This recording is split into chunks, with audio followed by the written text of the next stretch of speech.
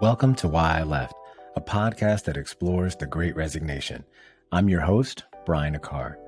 Join me as I chronicle real stories from real people about the reasons they decided to leave their jobs during the pandemic and what has happened since.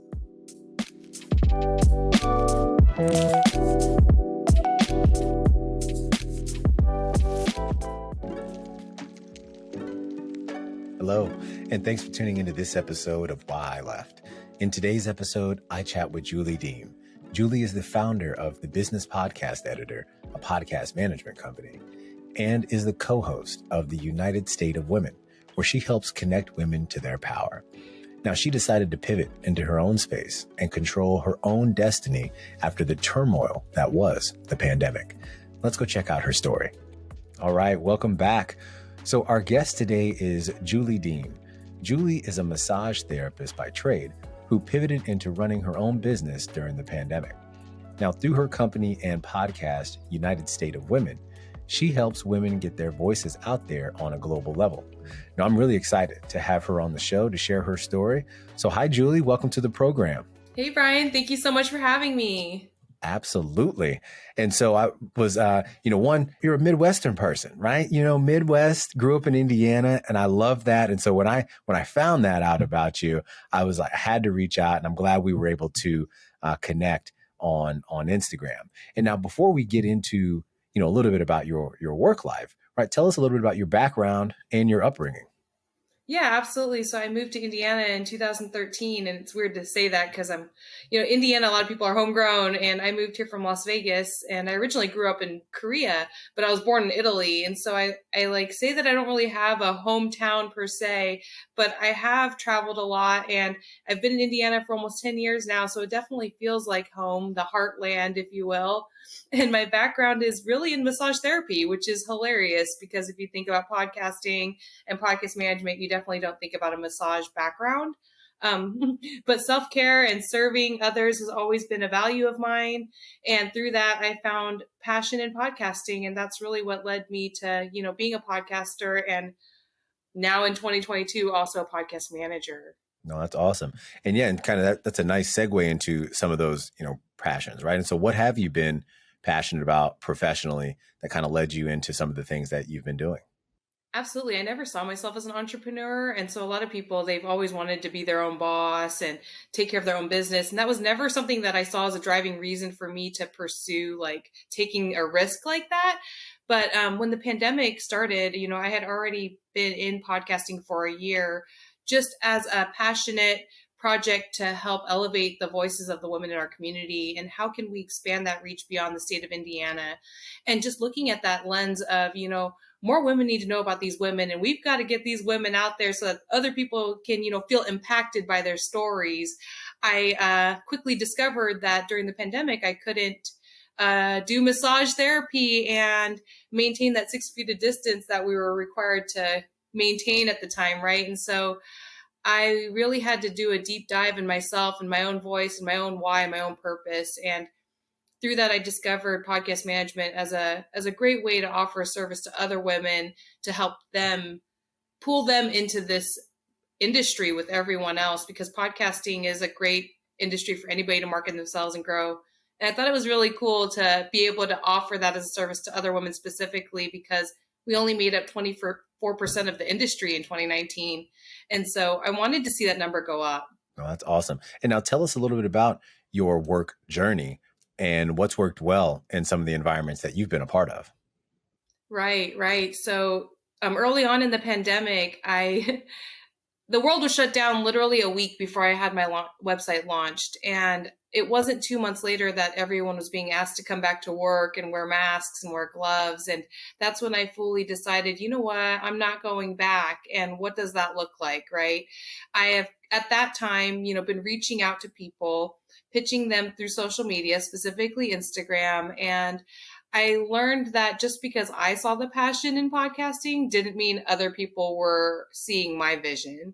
And so I took a lot of hard tumbles. I even actually applied to be a pizza delivery driver at one point because I was thinking like, that's quick cash. It's flexible. I did work at Pizza Hut when I was in massage therapy school when I was 18. So I thought, well, I've got experience. the downside of that is I also had a pretty traumatic experience as a pizza delivery driver where I was robbed at gunpoint. And so I really had to think back, right? Is this what I want to do? And I made the decision, I'm going to go full into podcast management. I know the average business takes 5 years to really see any growth. Is this a risk I can manage right now? We were getting stimulus checks. We were getting a lot of, loan forbearances for whatever loan we wanted. Let's just cut back on our budget and go all in for the next 6 months. And if it's really not meant to be, I am a believer that God will move mountains for me. And I really saw that. And I also was grateful for the freedom that came with being able to, handle e-learning. And also the following year, it really prepared me for pregnancy because now I have a 1-year-old baby through this all. And so the journey has been very up and down. And it's definitely, you question yourself, and having a business through online means and social media, you have to really embrace that anything that you're insecure about is going to come up. And you have to really be able to know how you're going to handle that, because managing relationships in real life, managing relationships in the business community, I have a private massage practice on top of it. And then now having an online business during a time where people didn't really see the value of podcasting, you have to be able to stick it out, and you have to really be tapped into why you're doing what you do. Because like I said at the beginning, entrepreneurship wasn't something that I looked for as an option.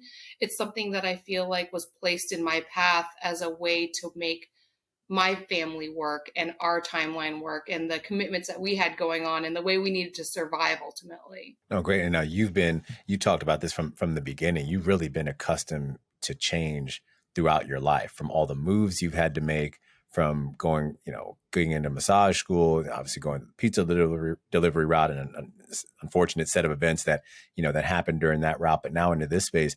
So tell us about, some of, how those moves impacted you and what it taught you about being comfortable with change. Yeah, that's a great question. I think about that a lot because my ability to, be comfortable with uncomfortableness isn't something that is easy. As humans, we understand our body's custom to homeostasis. It likes to be regulated. It doesn't like anything that's make it feel weird. And I'll never forget when I was 6 years old, my dad was telling me for the first time that I can remember, we were leaving New Mexico to move to Korea, and he was giving me the conversation about, when you're in the military, you have to move, and it's okay because friendships don't have to be temporary. People come in their seasons, but, long term, you'll see the evolution of your relationships, and people will come and go throughout your entire life. And so we moved to Korea, and I loved Korea. It was great. But then my freshman year, when 9/11 happened, our base housing was shut down because we weren't sure of what the future was like for the military and our war conditions. And they were trying to get as many American families out of South Korea. And so here I was, where I thought I grew up with friends from, basically kindergarten, and moved to Vegas. And, my dad was trying to figure out retirement and adjusting to the US and thinking US was all like Vegas, right? I think about these different milestones in my life and how every time it's only made me step into the next season and more comfortable stepping into that next phase of challenges, right? So when I had my first daughter, Abigail, my husband lost his job the day before we were scheduled to be induced.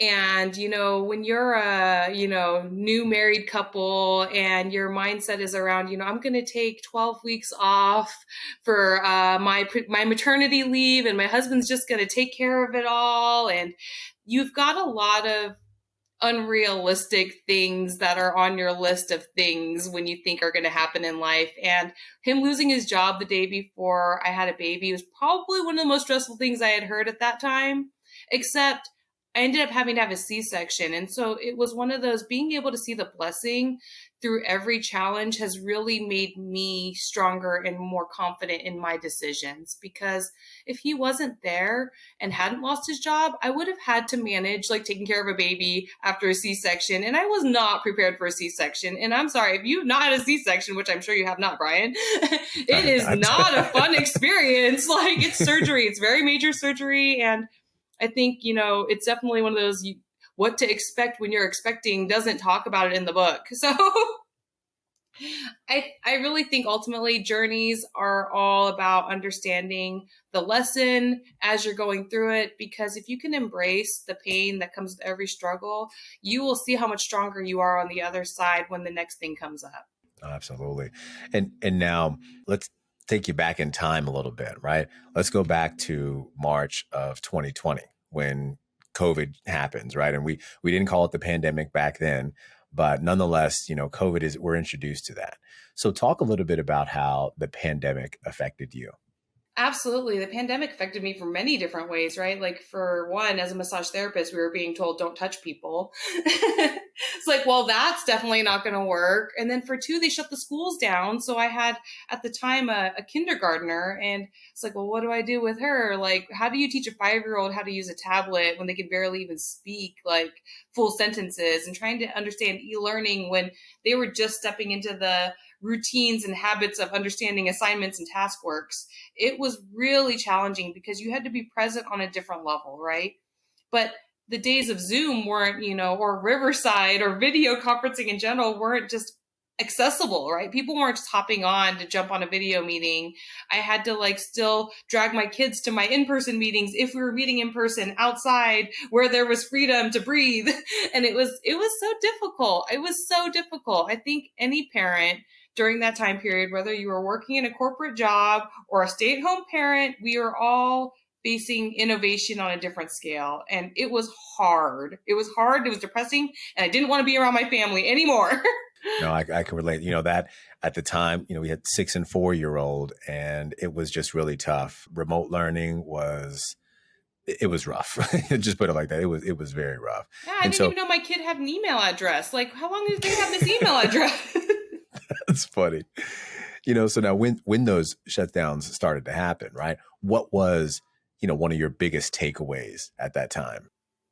Yeah, I think that, we spend a lot of time going, and taking that time to pause was really, I think, a pause that we all didn't know we needed. Taking that time to just slow down and see that you don't have to be on the go all the time to enjoy quality time with your family was one of the biggest things that I valued. I remember walking around in the neighborhood just to have something to do because everything was shut down, right? And so I think really, really taking that pause, we painted our bedroom during the pandemic. And so I remember moving all of our bedroom furniture into the living room, and you're basically now living in the living room on top of feeling trapped with your family. And it was just it was great. I'm thankful for it now. It was exhausting, challenging, but ultimately I think a lot of families, grew closer because of it. And now, how did the pandemic start to affect your practice and really role at Massage Envy? Yeah. So in May, it was a week before Mother's Day that I was actually asked to come back. And I made the actual decision, that I'm not going back. And there was a little bit of back and forth in the way emails in terms of well, we can work with you. And I said, it's an hour out of town, and spending 2 hours commuting when I've been indoors all day, every day, just doesn't sound appealing anymore. I found so many more things I can do with 2 hours that I was spending on the road. And my private practice at that time was slowly reopening. I was feeling more comfortable. It's just one-on-one, and people were feeling safer knowing that they weren't going into a spa full of people that were turning, massages every hour. So I think my practice did okay. It slowly picked back up, but where my massage practice was also where our podcast studio was. So at that time, everything was growing back up again, and everything was starting to change again, because you had the end of 2020, we had hosted an annual brunch for our small business community, and that's how the podcast started in 2018. So in 2019, we had a live podcast event at this annual brunch. So 2020, everything was still shut down. We didn't have a brunch, and at this point, we were full on into the podcast. And seeing that change was a whole other thing, because what does that journey look like? Are we going to still do the brunch? It's now 2022, and I can tell you, we haven't had the brunch since 2019. So many things changed, right? And 2021, January, I was pregnant. And so here we are, pregnant with our second child, and our first child's almost 6 years old at the time. And, I'm just grateful that at that point I had this flexibility. I didn't have an employer anymore. I was able to fully generate my own income as a podcast manager because as difficult it was the beginning of the pandemic, at some point I did find that there were people who really wanted my service, that saw the value in my service, that were also trying to grow a podcast because they wanted a podcast, but they didn't have anybody that had been through the steps to walk them through it. No, that's great to hear. And now, and from an industry standpoint, I mean, you've been in the massage therapy game since, like you said, like 2005. So you've been in the game for a while. And now, after being in your last role for almost around 3 years, you decided to resign in May of 2020. So, as the show notes, why did you leave your job during the pandemic? I know. I left my job because there was so much unknown, right? A lot of people were collecting unemployment. A lot of people were waiting it out. And I just said, this is the sign that I've been waiting for. I've been fear based throughout this entire process. What more do I need for confirmation that this is the direction I want to go and this is the way I want to write my future? And how did this decision, like to actually step away from that, kind of part-time, full-time role, how did that decision impact you? Yeah, it was, like I said, very, very challenging, but it also left me, no one to blame, right? I had the opportunity to take the responsibility and step into what does that look like? How can I maximize this time? I didn't want to spend 2 hours on the road and, 5 hours doing massages. What does that 7 hour day now look like in terms of being at home, being with my children, and still producing and creating an income? And so tell us a little bit about some of the things that have happened since you left and now how you're better using those 7 hours. Absolutely. Yeah, I'm doing more things like this, Brian, hopping onto podcasts to share my story. I have also been doing more speaking engagements. It's funny when you do something for a long time, people start to recognize that you do something. And so opportunities just kind of fall in your lap and it doesn't feel like it at first, but it does start to get easier. And so in 2022, this year in May, spoke at Podfest in Orlando and was asked to speak again next year. And just, those little seeds that continue to grow that, you don't see at first the fruit really, really do start to turn up in many different ways. And you're like, wow, next thing you know, I've got all these cool opportunities coming up that I'm turning down opportunities. And it's interesting to see that because I have to keep reminding myself that it's only been 3 years and I had a 5 year goal. So tell us a little bit about Podfest and what did you speak about down there? Absolutely. It was so much fun. Podfest, isn't it, is a conference that takes place Thursday through Sunday.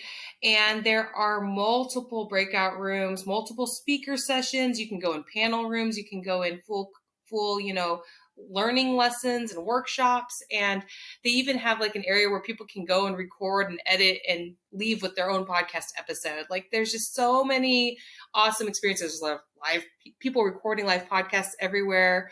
And I spoke in the keynote stage specifically about, 5 ways you can grow your podcast through Instagram. And it broke down fundamental tools around how Instagram is an overlooked tool, but a great tool to be sought after when you're connecting with people and looking for ways to get your podcast reach out there. No, I love to hear that. And it's like a difference for me because yes, I'm on Instagram and that's how we connected, but I've been growing my podcast from LinkedIn. And so I'd love to, we could chat offline. I'd love to hear your 5-step strategy on that. And so now when you think about now this whole process, leaving your job, starting up your own, well, not starting necessarily, but continuing full time in your practice. And now with the editor portion of what you're doing, what are the top 3 things you learned about yourself throughout this process? Yeah, that's such a great question. I think about that a lot because I feel like it's constantly, a lesson, right? Everything's just preparing us and there's always something to take out of it. I think that, I've really learned that you might want to quit, but there's a difference between wanting to quit and actually quitting and understanding, just because you have a hard day doesn't mean that turns into the actual follow through of you quitting and really tapping into and understanding how you can fix something or make it better. And is this something that you want to fix and make better? Like, these are weird decisions that I've had to really think through, because when it's all on you, it's too easy to just quit and disappear. Nobody's really going to notice if you're not on social media anymore. Nobody's going to really notice if your podcast isn't. Like, you start to get through these different mindsets where you're like, why am I doing this? This is just for nothing. And you have to really tap in those moments and remember, like, that's not true. This is why, and this is what it looks like. And going back to that beginning stage of like, this is why I quit my day job, because I knew I wanted something better for my family. I knew I wanted something that was going to build, that I could build from. Oh, that's great. Oh, I guess there's two more, huh? Sorry. Oh yeah, two. I didn't know if you just wanted to end it at that one, but if you have a couple more, I'd love to hear them. I do. Two more things is that you have to be patient with yourself. You have to give yourself grace. I always say you have to hold space and hold grace for you to feel and be there and be present. A lot of people are, we get so thought like, I made a mistake and everybody's going to hate me. And that's not true. Like, people are human and they understand that you make mistakes too. And just make sure that you're mindful that you're not perfect too, because we get so hard on ourselves and it's really stressful, especially when you can't blame anybody. You're like, well, so-and-so didn't pass the email, so. And the third thing is just to remember that, there are people watching. You don't see the cheerleaders because you don't notice them. They're not usually often right there in your face telling you how proud they are or how encouraged or inspired they are by your show or by what you're doing. And just know, like, without a shadow of a doubt, they're there. Like, for every one person that you feel nervous around, there's 10 more people that are like, oh, that person right there, I'm watching her. She's doing great. And I'm so happy and excited that she's got this going on for herself. Oh, that's great. I love those. And now tell us more about your company, the Business Podcast, and your show, the United State of Women. Yeah. So the Business Podcast Editor is all about editing podcasts and helping you with post-production services. Oftentimes people get into podcasting because they're so excited about doing interviews like this and talking and sharing what they know and just, all the value that they have to push out there, that they forget that there's a post-production aspect here, right? When it comes to editing and adding the music and the show notes and the marketing content. And if you don't have somebody addressing any of that for you and you're not taking the time to take care of it on your end, the show isn't going to grow. And so I really focus on, making sure that our speakers are really getting their message out there on a consistent basis so that the value isn't going into a folder and just staying on your hard drive. Absolutely. And that reminds me, one of my personal inspirations for podcasting is a woman I'm connected with named Nikayla Matthews Akome, and we were like an MLT together. And one of the things that she always says is this podcast is not going to market itself, right? And so if you're not out there kind of doing what you need to do to get that word out there, you're right. It's just sitting there, not getting any traction. And so a big shout out to Nikayla from she actually hosts a show called Side Hustle Pro, which I love. So, but yeah, and now tell us a little bit about your show, the United State of Women. I'll have to check her show out. That sounds like a podcast right up my alley. Like, I'll definitely have to tune in. It's good. And she's like, I don't know what the number is at now, but it's at least 300 plus episodes. It may even be to 350 by now. But I've kind of followed her from the beginning, and she's solid. She is solid. That's so yeah, very definitely check impressive. that out. Super cool. Yeah. Yeah. So United State of Women, it comes out weekly on Wednesdays. It is a personal and leadership development podcast all around helping women, tap into their power and their purpose and their plan for their lives. So we do a lot of interviews, we do solo episodes. Everything is all jam-packed with leadership life lessons that help you elevate, yourself. If you're stuck, if you're looking for purpose, if you're looking for power, whatever your cup is. We just finished a whole series around the Global Leadership Summit where we actually interviewed a whole bunch of leaders in our own community. And it's really exciting to know that, leadership doesn't happen overnight, and it's something we can always cultivate and nourish. That's great to hear. So some of the themes around leadership, togetherness, like unity, and I love that. And now how deep into the podcast game are you? Yeah, our show has been over 140 episodes. Wow. Yeah, we're on our, I guess, third season, if you will. We've been doing this for 3 years, and we have, since the pandemic, everything's kind of reopening, and we're getting back to in-person events. The next series coming up is all around this women's ministry event called the Bold Movement and the True North Ministry, and they had a bunch of women in town to host a Christian event, and we got to interview a bunch of Christian female leaders, which was really exciting. That's awesome to hear. And now a part of the show is I always love for all my guests who come on to share some advice about, their learnings really from what they've done. And so when you think about what you've done and kind of the process you've gone through, what are some steps that you suggest for someone to really kind of turn their, because podcasting kind of started a little bit on the side for you, but you really turned it into a main thing. But now what would you suggest for someone to turn that kind of side hustle, if you will, into their main hustle? Absolutely. I'd say the first step is journal. Like I'm 1000% like always go heavy on the journaling, because you might be in a fork where you're like, my identity is connected to massage. I can't imagine doing something besides this one occupation. And you're overlooking the skills that you have to offer. So take that time to really put your thoughts to paper and figure out what valuable services and skills you've gained up until this point to decide what options you have, because you don't know what doors there are unless you see them. And it's really exciting because step 2 is really going through that list and figuring out which one fills your cup, right? Is this something that I am satisfied with? Is this something that really gets me excited? Because podcasting for me was something I enjoyed doing.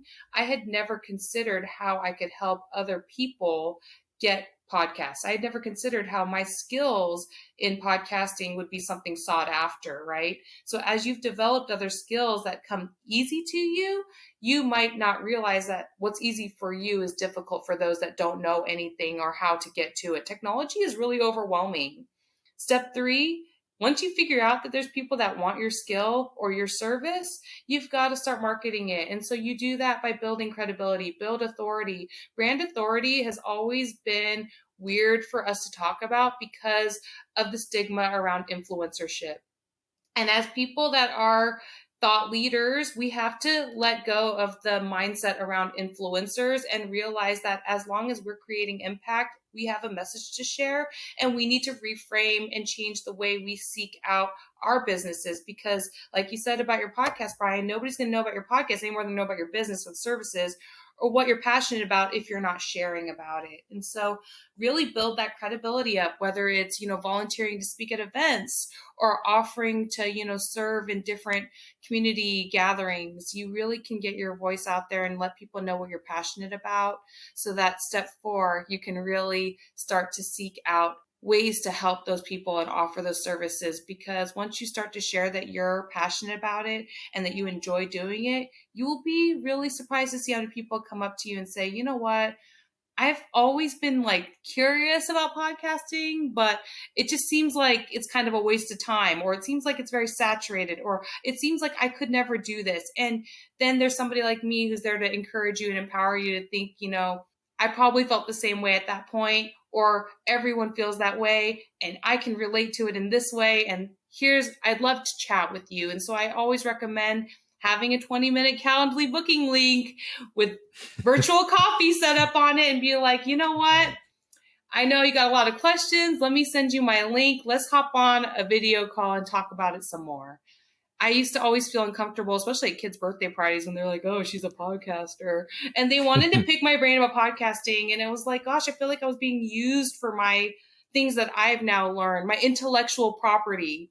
And so if you're like me and you have a hard time saying no, and you're like, well, I'm just going to dish out all the good stuff that I've worked hard to learn, give them the calendar link, let them know. Then it gets you an idea how serious they are, because most people are just looking to have short conversation. They don't really have any interest in starting a podcast or pursuing the service that you're offering. So, check it out. I think that's a great step process. And then from there, you can close the sale. I love it. No, I like to hear that. And now what advice, and you talked a little bit about this in the beginning, but what advice would you give our listeners about adapting to living in a changing environment? I mean, especially now. Yeah. I would definitely say, embrace struggle, embrace change, embrace that, as soon as you think you will find out that you don't know. And I think that life is a really beautiful thing. And as long as we can understand that every season comes with wins and losses, we just get to take in those lessons. Ultimately, we'll be okay. We're going to be okay because you have survived 100% of the worst days in your life so far. I like that. I like that a lot. And now, what more do you think employers could be doing to better support employees during this time? That is a really good question too, because I think about the great resignation, right? And what could have been done more proactively to prevent so many people feeling like they didn't have a place to share with their employer. So if you're in a leadership role right now and your team isn't communicating, that's a major red flag. So if you're not checking in and finding out how people are genuinely doing, they might low key not really be happy. And so if you don't know and you're not collecting feedback, you can't address what you don't know. And so I really think if you're in a leadership role and you're an employer, making sure that you keep that door open and that you keep those connections. Even if you're remote, there's nothing stopping you from, a 10-minute video call just to check in and see how they're really doing, because we're all managing a lot and life hasn't gotten easier since 2020. If anything, we've just slowly adapted and it's become the new normal way to live. So, Julie, thank you for taking some time to speak with me. I enjoyed learning how quickly you adapted to change. I'm very comfortable kind of in that space as well. And so I heard a lot of similarities with your story and my story. So it was great to hear about that. And look, I'd love to stay in touch with you. And also would love for you to share, where can our listeners support you? Absolutely. The best way they can find me is on Instagram. You can just look me up at Julie Deem, Deem. And I have a website, thebusinesspodcasteditor.com. And so you can find, anything about the podcast, anything about my services, and, more about me in general. I'm all over there. Very good. All right. So that'll do it for today's episode. Again, I want to thank Julie Deem for joining us today. I'll be sure to share her information in our show notes. And so I hope you all have a great week, and I'll see you next time. Thanks again, Julie. Thank you. Thanks again for listening to Why I Left. Be sure to join us next time for more stories from the Great Resignation. Visit us at www.whyileft.co. That's whyileft.co. And subscribe to the show on YouTube, Spotify, Apple Podcasts, or wherever you get your podcasts.